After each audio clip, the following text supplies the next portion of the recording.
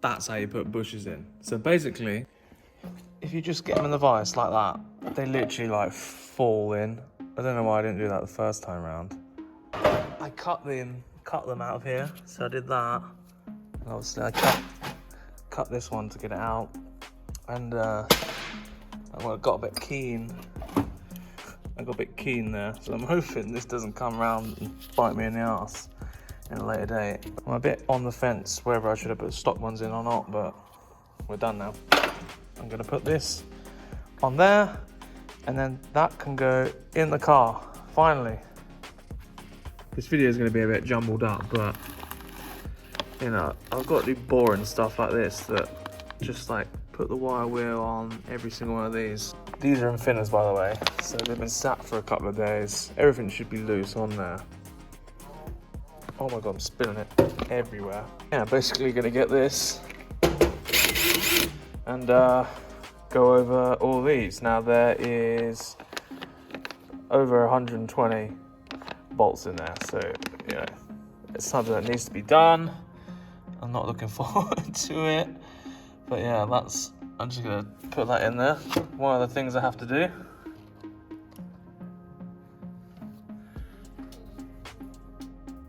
Is that gonna focus on there? See, it's all coming off. These have been blasted as well.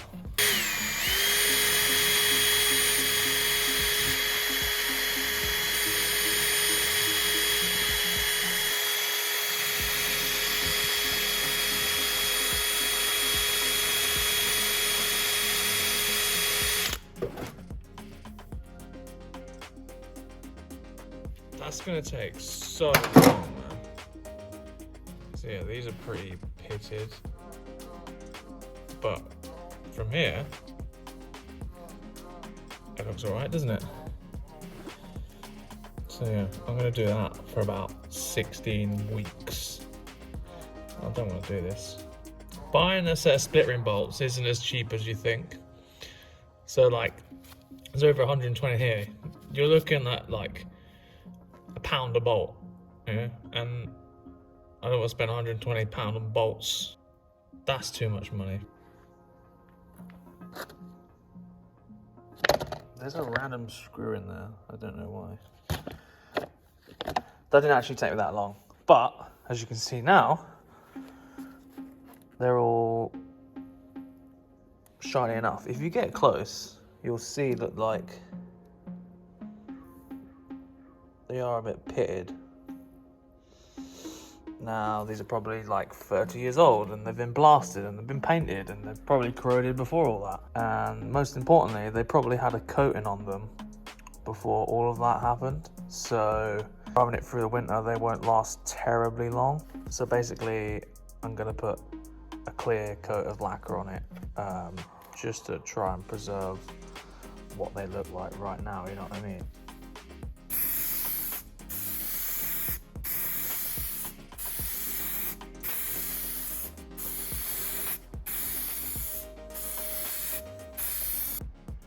Some time of the day is gone, and look what we got back. There's a lot of holes in there.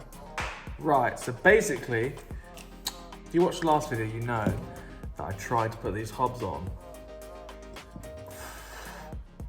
About 3 days ago now?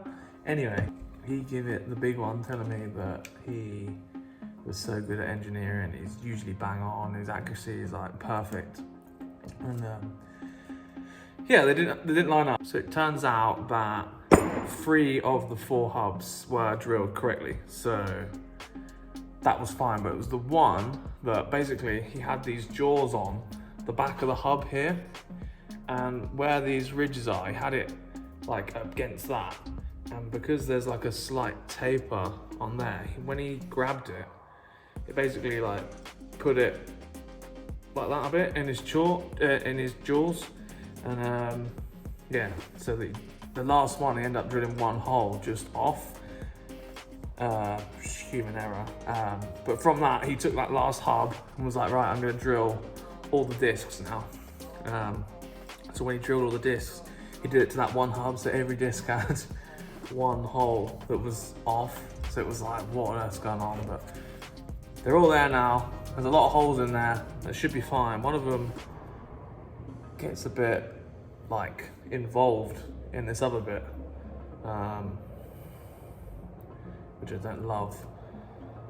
See how it goes. It should be fine, but it's just a bit shit, really. Oh well.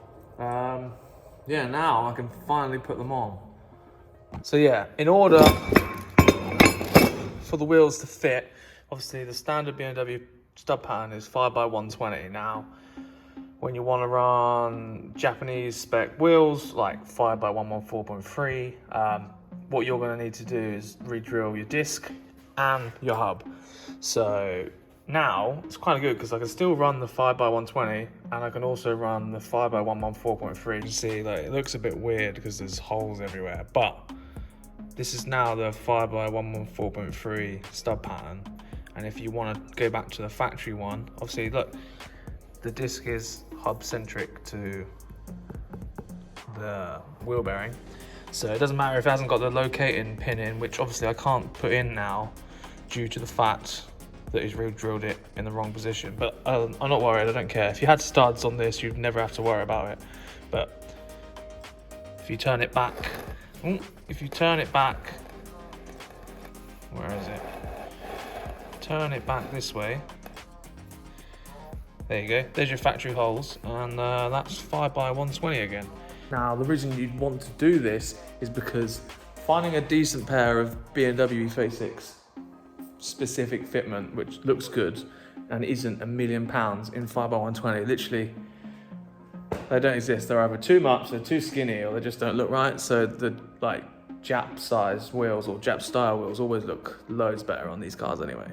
But obviously once you put adapters on, you're limited to how wide you can run the wheel. So if you want to run like a 17x9 on here is what I want to run. If I had an adapter on there, like, it would be so far out, it just wouldn't fit, and you'd then be limited to how wide of a wheel that you can put on. And if you've got a really skinny wheel, you're also limited tire sizing, basically. So if you put like a 17 by say 8, and the smallest tire you can put on there is like a 195, it would be really like balloony. So you don't really want a balloon tire on this type of car. You want at least a little bit of stretch, so you know, just for clearance issues and stuff like that. But yeah, less of that. I'm gonna put it all on now. There's obviously still grease on there because I've only just taken them off. There we go, nut on there. Obviously you don't have to get new wheel bearings, etc. You can use your old ones. However, in my opinion, if you go into this effort, you might as well put new wheel bearings on it at the same time. Oh, beautiful. Luckily for me, I took the time to paint the calipers and the carriers because my wheels are really thin spokes, so anything you can see through the wheel. If I put a rusty caliper on there with new disc and etc. on there, you're gonna see it and it looks stupid. So paint your calipers. If you've got the opportunity, just do it.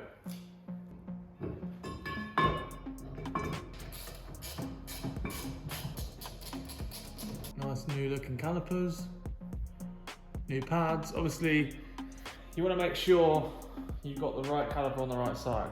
Easiest thing to mess up is people put the calipers on opposite sides, and the reason you can tell is that the bleed nipple is at the top or the bottom.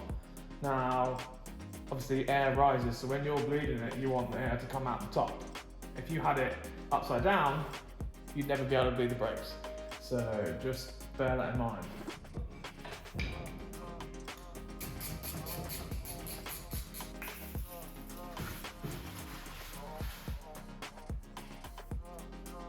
There you go, there's your new hole. 1, 2, 3, 4, 5.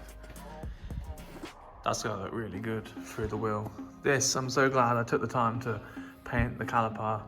If I couldn't see these through the wheel as much, then I probably wouldn't have done that, to be honest. But if you got the opportunity, absolutely 100% worth it. Look at that, BMW.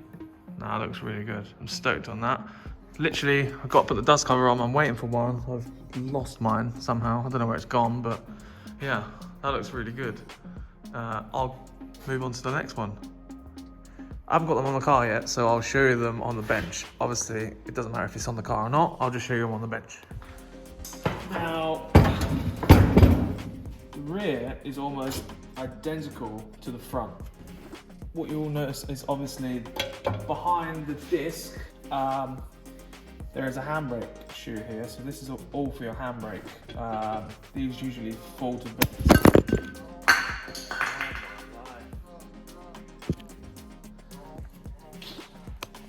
I hate this cameraman, does it all the time. So yeah, these always fall to bits. This has already fallen to bits. So, you know, while you're here, literally, these bearings are already new. You can probably see that that's quite clean in there. That's because they were changed shortly before I got this whole trailing arm set up. Yeah, just get some new clips, new brakes, etc. New shoes in here. Just do that, and then you only have to worry about it one time, and that's it. Because the last thing you want is these clips here, which are notorious for rotting away and undoing. The last thing you want is that to be undone. And this is happening behind your disc as you're driving, because it makes a bloody horrible noise and it just ruins everything. So just do that. It cost me 30 quid for the clips and the shoes, and it will probably take me about 10 minutes. So when you got the chance, just do it. I'll show you basically, there's a hole there, and you want to anyway, there's a bit fiddly, but put that through there, and then once it's through there, you want it to go through this hole as well, and then once it's through, you twist it 90 degrees, and that's what holds the whole thing in. Easy as that. Because that's like that, you can see it sort of flared up a little bit. Just hit it in, pinches it. That means you'll have a tighter tolerance. Get that in, and that's definitely not pulling back through then. That was pretty fiddly, I'm not gonna lie.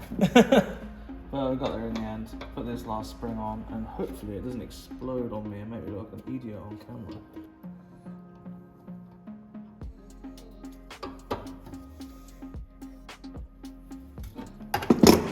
Ooh. Get that spring in, come on. It's literally just on the edge. Boom. I used my original ones for this. I didn't get any new wheel bearings because obviously the wheel bearing's in here, but you can separate the flange away from the wheel bearing itself. If you get just any sort of removal tool through here like this, you can just do your bolts up on the removal tool and it will back out the flange basically like that. As easy as that. Obviously this has still got the race for the bearing on there, so it's a good idea to not mix the two, just label them, make sure you've got the right one for the right bearing, because you don't want to mix the bearings up. Yeah, and then basically there's a bit of grease in there. You just want to just knock this in like so. I'm pretty sure it should just go in. Basically, what I was trying to demonstrate a minute ago was knock it in square just so it touches the bearing, and then from there put your shaft in and then get the shaft through, put a nut on the end. However, to get these shafts out, I had to really beat on it. If you looked at the other videos, you'd have seen that. So yeah, I had to cut like 2mm off the end, and probably that 2mm is just enough to get that started. And then basically you drag the flange into the bearing with the drive shaft by doing the nut up like that. Obviously I don't have that. So what I need to do is basically press this in. Now I don't have a press, so I have to take it somewhere to do so, but you get the idea. The flange goes in, and then you just put your disc on like that. 5x114.3. That's 20-25mm extra wheel that I can have now without it rubbing on the wheel arches. So yeah. So yeah, quick video really. Just basically wanted to keep the videos coming. but try to get stuff done. So, you know, obviously I haven't got stuff done, but you get the gist, you get what's happening. So yeah, 5x114.3, you can buy these hubs from Wizard of Lock. They'll sell you the front hubs, and they sell an adapter kit to basically convert your 120 to 114.3. You basically bolt the plate on, and then it locates the Jap spec size on the wheel, so you know exactly where to drill it all. Obviously you're not going to be able to do that at home with your hand drill, because those hubs are like obscenely like tough, and you need a very decent tap, very decent drill. So you're not going to be able to do that on your own. Just take it to someone like an engineer shop that has a drill press that can do it properly and do it straight and safely and correctly. But yeah, you get the gist of what's going on, front and rear. I'll do the other side off camera. You don't want to see me do the same thing twice. But yeah, same applies front and rear. You've seen the video. Thanks for watching. Let me know if you like this style of videos. Not necessarily me not finishing them, but just the explanation side. I like to be a bit educated when I do stuff, so I like sharing the knowledge, basically. That's what I'm trying to say. But yeah, if you like that style of video, let me know. I'm going to Ultimate Stance this weekend in Telford. If you're there, say hello. That's that for the weekend. Next week, I don't know where my clutch is, but at some point in time, if the clutch comes, I will be putting the box back in, and there'll be more videos. Obviously the diff can go in now, the box will be able to go in. Once these are pressed in, they can go in, shafts and everything, and it'll all just sort of come together. It's that weird bit where you can't get anything done, but you want to do something. So this is your video you're getting. Thank you. Anyway, cheers, goodbye.